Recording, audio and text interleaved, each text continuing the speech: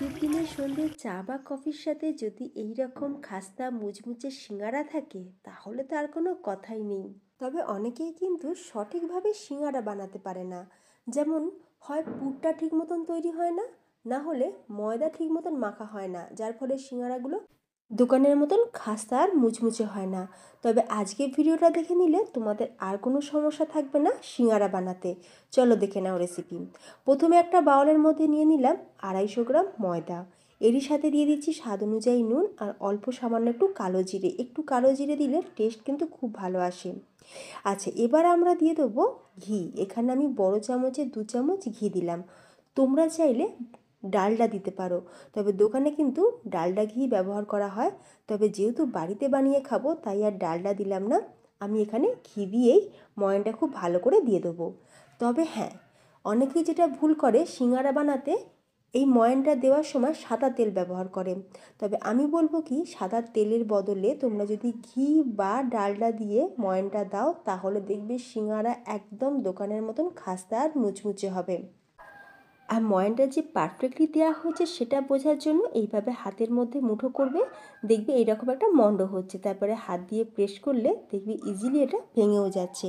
তাহলে বোঝা যাবে যে ময়ানটা আমাদের খুব ভালোভাবে দেওয়া হয়ে গেছে।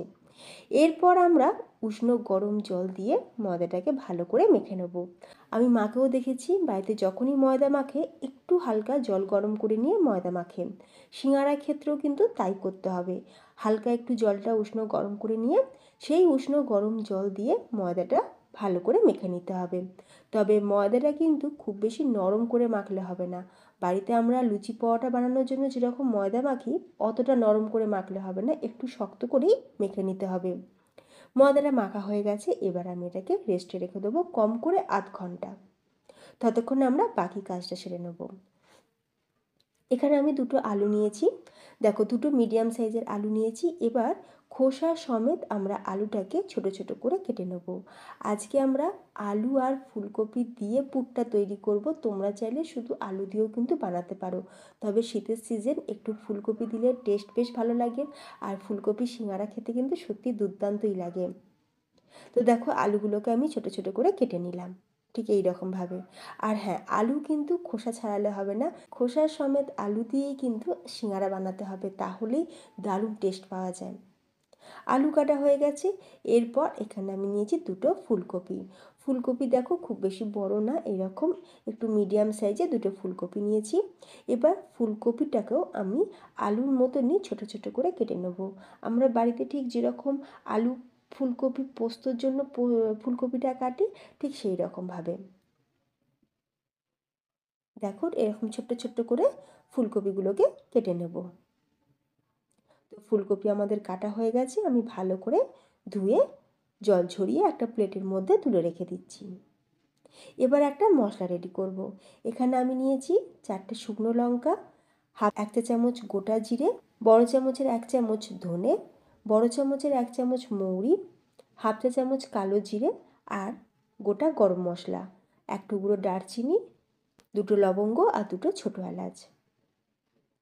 দেখো, এক একটা মশলা ভাজার টাইমিং কিন্তু এক এক রকম লাগে, সেই জন্য প্রথমেই আমরা ফ্রাই প্যানের মধ্যে শুকনো লঙ্কা, গোটা গরম মশলা আর ধনেটাকে দিয়ে 10 সেকেন্ড একটু ভাজা ভাজা করে নেওয়ার পর বাকি যে মৌরি, গোটা জিরে আর কালো জিরে এই 3টে দিয়ে দিলাম। সব মশলা ভাজার টাইমিং কিন্তু একরকম হয় না। এরপর দেখো মশলাটা আমাদের ভালোভাবে ভাজা হয়ে গেছে। এবার মশলাটাকে আমরা গুঁড়ো করে রেখে দেবো। এবার ওই ফ্রাই প্যানের মধ্যেই দিয়ে দিলাম সর্ষের তেল। তেলটা খুব ভালো করে গরম হয়ে যাওয়ার পর এখানে ফোড়নে দিয়ে দিচ্ছি হাফ চা চামচ হিং। ফুলকপি দিয়ে বানাচ্ছি আমরা সিঙ্গারা, সেই জন্য একটু হিং দিলাম। ফুলকপির যে কোনো রেসিপিতে একটু হিং দিলে টেস্ট কিন্তু দুর্দান্ত আসে। আর তোমরা যারা হিং পছন্দ করো না তো স্কিপও করতে পারো। আর এরই সাথে দিয়ে দিলাম 5 ফোড়ন 1 চা চামচ পরিমাণে। হিং আর 5 ফোড়নটাকে দিয়ে একটু ভাজা ভাজা করে নেওয়ার পর এখানে প্রথমেই আমরা দিয়ে দেবো ফুলকপি। ফুলকপিটাকে দিয়ে কিছুক্ষণ একটু ভালো করে ভেজে নেব। দেখো, আলু কিন্তু খুব তাড়াতাড়ি নরম হয়ে যায় বা ভাজাও হয়ে যায়, তো সেই জন্য আগে আমরা ফুলকপিটাকে ভালো করে একটু ভাজা ভাজা করে নেওয়ার পর এরপর আমরা আলু দিয়ে দিলাম। আলু দেওয়ার পর অল্প সামান্য একটু নুন দিয়ে দিচ্ছি। আমি নুনের পরিমাণটা এখন একটু কমই রাখছি, আর সেটা কেন সেটা আমি তোমাদের একটু পরেই জানাবো। তো এবার আমরা খুব ভালো করে আলু আর ফুলকপি একটু ভেজে নেব। আলু ফুলকপি ভাজতে ভাজতে যখন দেখবি এইরকম একটা কালার চলে আসবে, এরপর এখানে দিয়ে দেবো আদা। আদা আমরা গ্রেট করে নিয়ে দেবো। এই রকম জাতীয় জিনিসের ক্ষেত্রে কিন্তু আদা পেস্ট দিলে হবে না, আদাকে সবসময় গ্রেট করে নিয়ে, না হলে থেতো করে নিয়ে দিতে হয়। আদাটা গ্রেট করে দিলাম, এরপর কিছুটা কুচনো কাঁচা লঙ্কাও অ্যাড করে দিলাম ঝাল বুঝে। এর সাথে দিয়ে দিচ্ছি হাফ চা চামচ হলুদ। এবার সব কিছু দিয়ে খুব ভালো করে আমরা মিক্স করে নেব। এবার একটু জল দিয়ে দিলাম। দেখো আলু আর ফুলকপি অলরেডি তো 50% কুক হয়েই আছে, যেহেতু আমরা খুব ভালোভাবে ভেজে নিয়েছি। আর অল্প সামান্য জল দিয়ে এবার আলু আর ফুলকপিটাকে আমরা একটু সিদ্ধ করে নেব। তবে লক্ষ্য রাখবে যেন ফুলকপি গলে না যায় একদম। এবার একটু চাপা দিয়ে আমরা আলু আর ফুলকপি সিদ্ধ করে নেব। খুব বেশিক্ষণ সময় লাগেনি, 7 থেকে 8 মিনিট পর ঢাকনা খুলে দিয়েছি। আলু ফুলকপি খুব ভালোভাবে নরমও হয়ে গেছে। এরপর সবার লাস্টে আমি দিয়ে দিচ্ছি ভেজে রাখা বাদাম, আর এরই সাথে দিয়ে দেবো যে মশলাটা আমরা ভেজে গুঁড়ো করে রেখেছিলাম সেই মশলা। ভাজা মশলা দিয়ে দিলাম এখানে বড় চামচে 2 চামচ, আর দিয়ে দিচ্ছি অল্প সামান্য পরিমাণে একটু বিট নুন। আমরা কিন্তু প্রথম দিকে নুনটা কম দিয়েছিলাম, যেহেতু আমরা বিট নুন ব্যবহার করব সেই জন্য। আর অল্প সামান্য একটুখানি আমচুর পাউডার দিয়ে দিলাম। যদি তোমাদের হাতের কাছে থাকে অবশ্যই দেবে, না থাকলে স্কিপও করতে পারো। তবে হ্যাঁ, আমচুর পাউডারের পরিবর্তে তোমরা কিন্তু একটু পাতিলেবুর রসও দিতে পারো। আর সবার শেষে কিছুটা কুচনো ধনেপাতা ছড়িয়ে দিলাম। সব কিছু ভালো করে মিক্স করে নিয়েছি। পুরটা আমাদের রেডি। এবার আমি একটা প্লেটের মধ্যে ঢেলে পুরটাকে ঠান্ডা করে নেব। এত সুন্দর একটা ফ্লেভার ছাড়ছে, তোমরা বাড়িতে যখন বানাবে তোমরা নিজেরাই বুঝতে পারবে। পুরটা যতক্ষণ ঠান্ডা হচ্ছে, অন্যদিকে দেখো ময়দাটা আমাদের রেস্টে রাখা হয়ে গেছে। আমি একবার ভালো করে ময়দাটা একটু ঠেসে নিলাম, একটু ভালো করে ঠেসে ঠেসে মেখে নিলাম। এরপর আমরা ময়দাটা থেকে লেচি কেটে নেব। বাড়িতে যেরকম পরোটা বানাই, দেখো অনেকের বাড়িতে কিন্তু পরোটা লেচির সাইজ আবার একটু বড়ই থাকে, তবে আমি কিন্তু বাড়িতে এইভাবেই বানাই, তাই আমি এই সাইজটাই দেখাচ্ছি তোমাদের। তো লেচিটা কেটে নিয়েছি। এরপর একটা এরকম পরোটা লেচি আমরা প্রথমে বেলে নেব। তবে বেলার সময় একটু লক্ষ্য রাখবে এই লেচিটা বেলা যেন একটু লম্বাটে টাইপের হয়, ঠিক আমি যেরকম দেখাচ্ছি ভিডিওতে তোমরা দেখে কিন্তু বুঝে নাও। একটু লম্বা করে বেলে নিলাম, তারপরে মাঝখান থেকে এইভাবে কেটে নিলাম। তারপরে এরকম একটা সাইড হাতের মধ্যে নিয়ে, আচ্ছা অন্যদিকে একটা বাটিতে জল রেখেছি, এই জলটাই এই সাইডটায় কিন্তু আমরা লাগিয়ে দেব।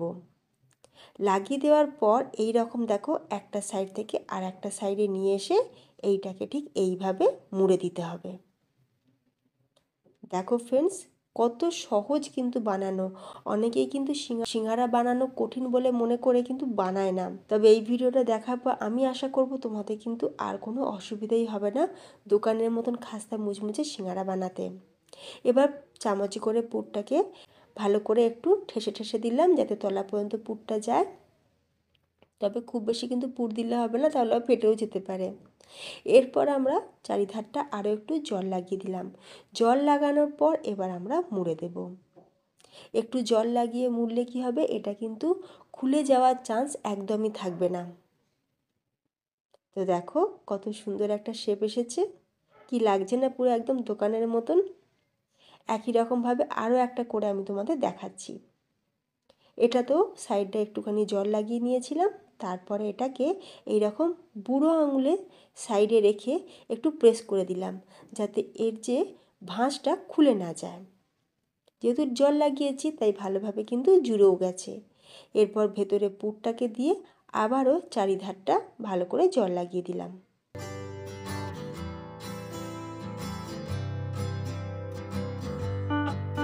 বন্ধুরা, সিঙ্গারাটা বানানোর সময় কিন্তু এই রকমভাবে ধারগুলোতে জল অবশ্যই লাগাবে, না হলে আবার তেলেতে দেওয়ার সময় ছেড়ে যেতে পারে।